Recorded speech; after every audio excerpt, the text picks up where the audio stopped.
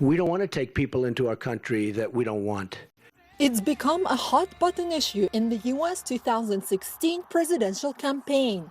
But lost in the rhetoric, the hefty economic power of immigrant entrepreneurs, who by some estimates have founded 40% of Fortune 500 companies. Together, those companies employ about 10 million people around the world and are responsible for $4 trillion in revenue.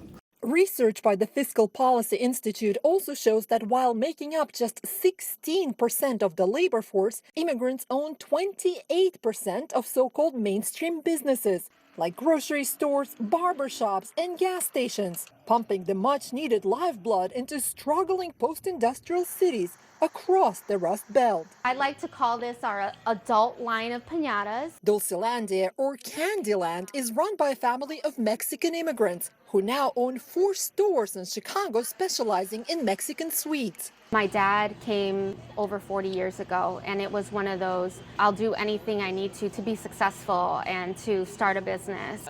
Rodriguez says immigrants should strive to start their own businesses. The goal is not to come and work by minimum wage or by the hour. The goal is to use your time, your brains, your efforts to do business in the United States.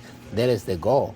But starting a business here as an immigrant is far from straightforward. I was going through that process. Ujjwal Gupta came to the U.S. for a PhD in nanotechnology.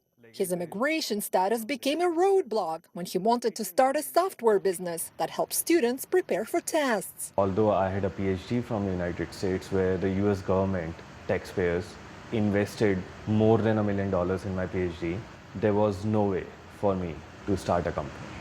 Gupta had to return to India and run the company from over there, eventually attracting enough investors to be able to have his company apply for a work visa. I spent almost 50% of my time in the first 3 years trying to navigate through the immigration system.